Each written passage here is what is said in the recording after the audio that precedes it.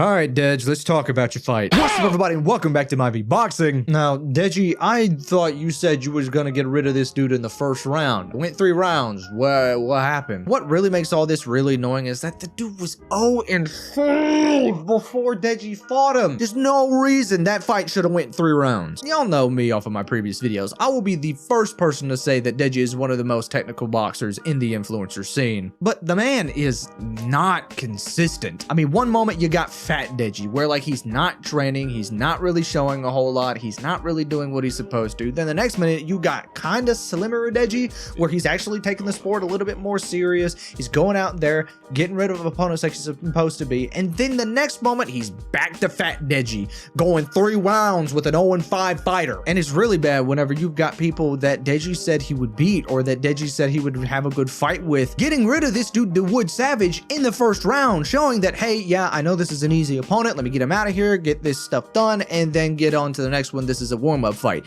Then Deji come out, takes 3 rounds with that same dude. It really is not a good look. See, it's not because of a lack of skill. We know Deji has good footwork. We know that this man knows how to cut off the ring. We've seen him do that in the Fuzi and Swarms fights. We know that he has a good jab. We know that this man can counter well. These are skills that we know Deji has. He just, for some reason, don't use them. And going back to this man's work ethic, I mean, he could be arguably one of the best influencer boxers out there. You've already got KSI and Vidal Riley saying that if Deji had the work ethic of KSI, he would be a better boxer. Once you got him there, he got some qualities that even JJ didn't possess. Like his speed, power, head movement, natural ability is literally better than JJ in my opinion. Like it's crazy. Like when you actually think about it, I was watching him spar one time and I was like, you do things that even your brother don't do, and we haven't really worked on it that much yet. You say to him after the fight, were you like, I can't believe you lost this, or were you supportive?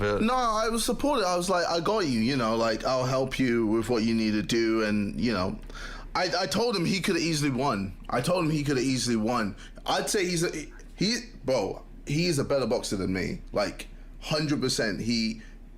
He's just naturally better. He's like a better athlete. He's naturally, he's like, I remember in school, he'd destroy me at like 100 meters and stuff like that. He was just naturally an athlete. Like he's got everything. He's so talented, but he doesn't have the work ethic. And granted, those clips are dated, but the sentiment still stands. Also, the weight difference was atrocious too. I mean, Deji was 183.9 pounds up against Dawoodsavage, who was 164.5. That's almost, if not, a 20-pound weight difference. I get that Deji had about like 2 or 3 opponents pull out on him in that fight camp, but brother, if I'm Dawoodsavage's corner, I'm looking at that and going, nah, we need to pull that out. Or if I'm Daily, I'm saying, yeah, nah, this is clearly not working. We've already had like 2 or 3 opponents pull out on us. Let's just pull out, wait for the next one. And you know what? I can't even blame Daily, because Deji is the one that wanted to go through with this fight. Deji said that he'd run through Dawoodsavage in the first round, and it's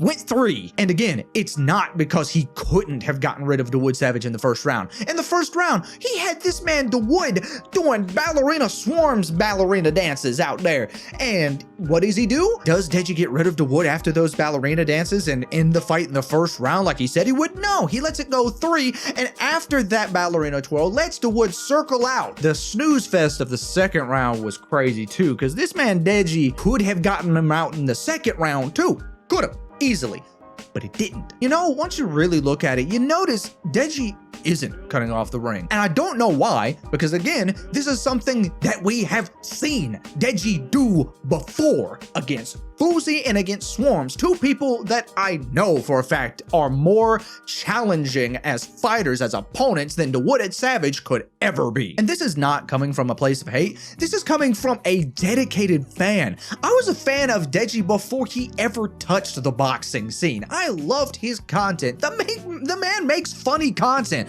The man makes hilarious content even. And even with his shaky upload schedule, and I know that's crazy coming from me, but even with his shaky upload schedule, He's more dedicated to uploading those YouTube videos than he is to showing everybody why he belongs in the influencer scene. And I'm not one of those people that says, oh, Deji always takes easy fights. No, the Fuzi fight made sense because at that time he was the last person to have been recorded to knock Alex Wasabi down. And there was a storyline behind that fight, so that fight did make sense. And let's not act like the majority of y'all weren't looking at Fuzi's physique acting like his physique would be the reason he would beat Deji. Then from there, he fights Floyd Money Mayweather.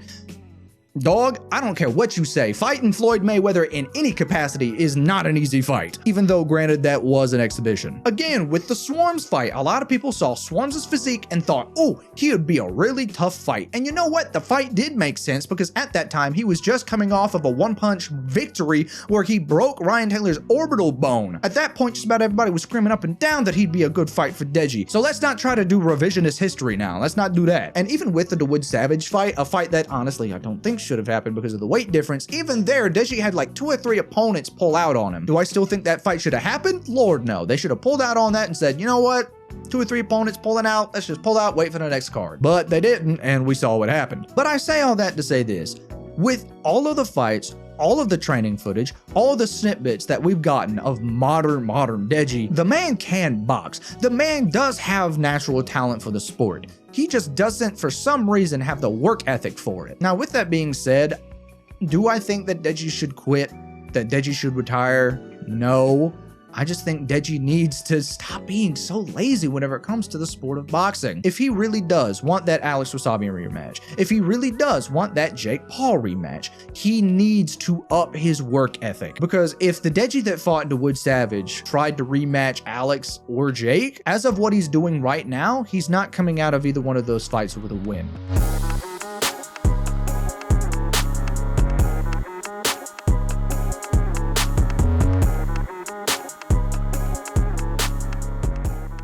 I did ramble a little bit, but as a Deji fan, it felt like something I needed to say.